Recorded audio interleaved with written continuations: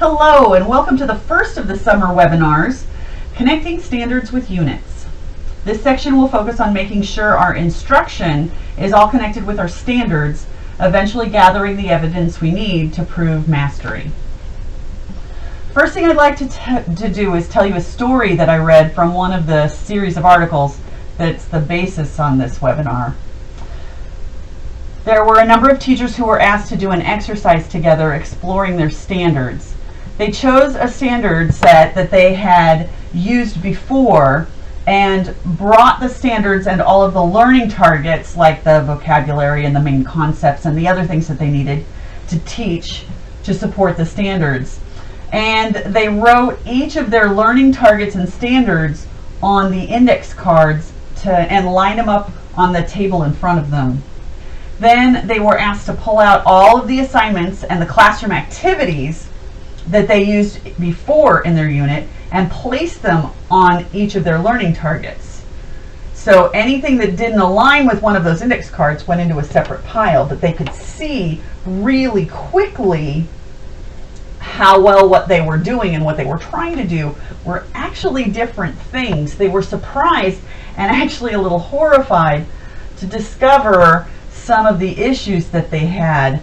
Some of the assignments taught the facts, which was good, but what they didn't realize is how much time that they spent on drill and busy work.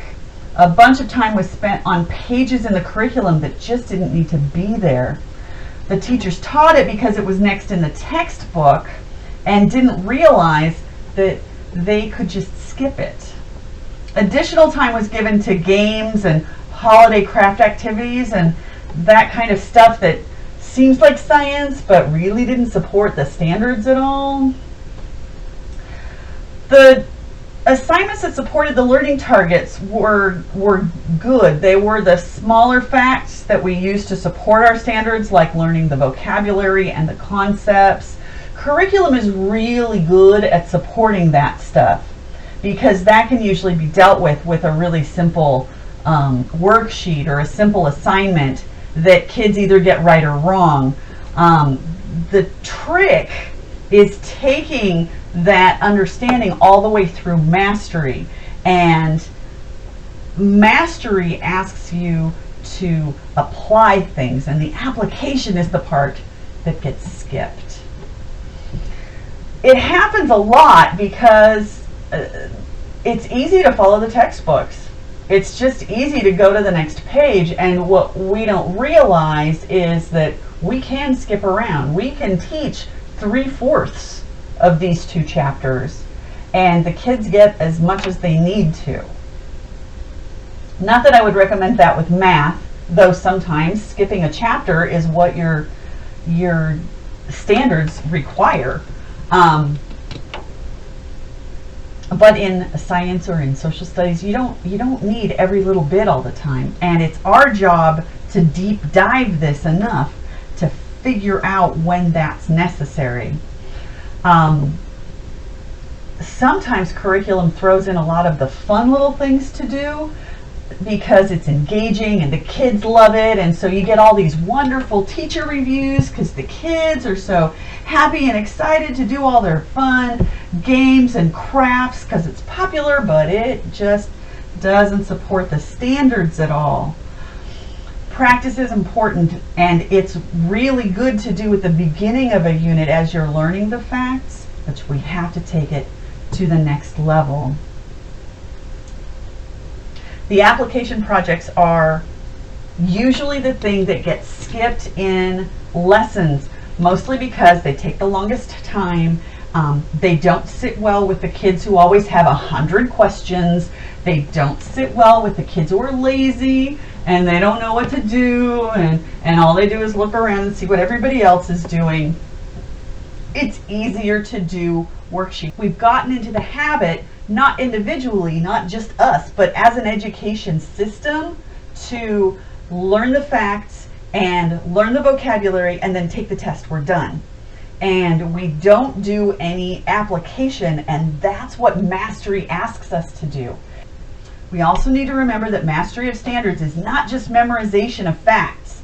The standards ask students to demonstrate their understanding of concepts, and that really only happens in the application phase. Usually the application exercises in textbooks get skipped because they're more complicated to do. We usually don't have the time to do these because we're so busy doing everything else. We need to get in the habit of not doing everything else. Pick what we need and then spend the time on the application, because that's where the quality is. Ultimately, we need to understand the standard. We need to deep dive them so that it's obvious what we're teaching. It needs to be obvious to the student what they're learning. We need to know exactly what our power standards are and the supporting standards and the learning target facts that give them the background. We need to be able to recognize all the surface stuff and that needs to go. This is what backwards design was supposed to do. This is what we should have done when we got Atlas, but it got all about filling in all the details about Atlas, and the whole reason behind Atlas just left. We need the meaning. So how are we going to do all of this? First, we need to translate our standards into kids speak, into something that we can put on the board and say, this is your objective. Right now it's in EduSpeak. And it's so difficult to trudge through those long definitions of exactly what we should be doing. So our first step is going to be to translate them so that every time we look at them, it's quick, it's easy, we know exactly what it's saying. And we need them anyway because we're going to write them on the board as the class objective so that the kids can see exactly where they're going. Next, we're going to sort through our standards. We're going to find the power standards, which standards support them, and we're going to group them together into one big category. Now, this is easy in science to do because they're already grouped into life science, physical science, earth science. This part of the exercise is actually more helpful for social studies or language arts when there's a bunch of categories. However, I will tell you that science has those, what do you call them, engineering and design standards that need to be sprinkled in every unit so that kids get good at the bigger picture. Those are the kinds of outside the box skills that get built when you use those standards. So throw those into every unit. Next thing we're going to do is open up the unit that we've talked about, and knowing that we're going to rework it a little. We're going to look at the assignments that directly support the standards and what we're trying to teach that isn't supported by assignments yet. Which of the assignments that we have help the students learn the facts? Which of the assignments don't we need? Which ones will make the kids think about the bigger picture? Which ones do we need to modify? Yes, I love building a spider or a skeleton during Halloween, but what can we do to make that artsy craft, cut them out and glue them project a little more, and what if this happened? Modify it so that there's a little more standards backing in there. Once you get really good at your standards, it should be really easy to identify which ones are good and which ones we need to fix or get rid of. This is really important this year in particular. We need to focus on our standards because we are losing so much instructional time. We've got to take our kids to wash their hands in the restroom 3 times a day. We've even got to work in an extra recess so that all the kids can cycle through the restroom so that nobody accidentally runs into anybody else in the hallway. We're going to have graduated start and stop times, and that's going to be crazy. We're going to have to teach and reteach social distancing. We are just not going to have the instructional time that we're used to. And so the time that we do have to teach has to be really focused. We're also going to end up distance learning a few times this year. We're just going to have to realize what we're focusing on, what we can skip, and what we have to fix so that it's meaningful. That way we're not wasting our time and we're not wasting the students' time. And eventually we're going to have to show evidence of mastery. And this is for a few reasons. We have to be able to plot growth so that we can evaluate the program that we have and figure out how to do it better. We need to be able to show program success. Did this big thing that we spent $1 zillion on, was it actually worth it? We need to make some valid decisions based on valid data, so we have to actually make some valid data. And ultimately, it's good to have this data because what it really does is said, hey, I'm good at my job. Look at what I'm helping these kids achieve. And that's always nice when you want a paycheck. So let's make that happen. All right, so getting away from the big picture and focusing specifically on how to do this. We need to translate our standards. We need to group our power standards and our supporting standards. We need to build our change or units around these groups.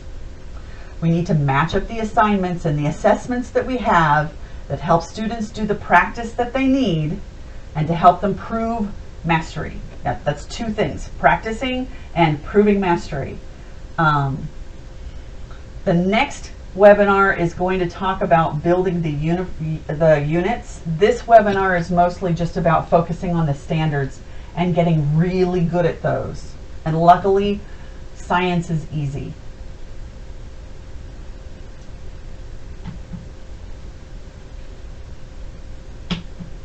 So, we need to do this work in our science units because it's part of our science in-depth study. And we have to get all of this preliminary stuff that should have happened this past spring when the in-depth study was due. We need to get it done this fall. We need to map our entire science program. So we all need to walk into October really ready to be talking about this. We need to do it in all of our subjects, but we have to start somewhere.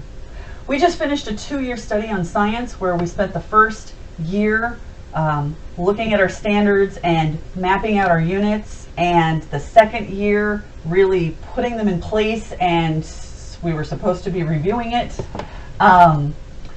Next year we're starting the 2-year process on social studies, so please keep that in the back of your mind.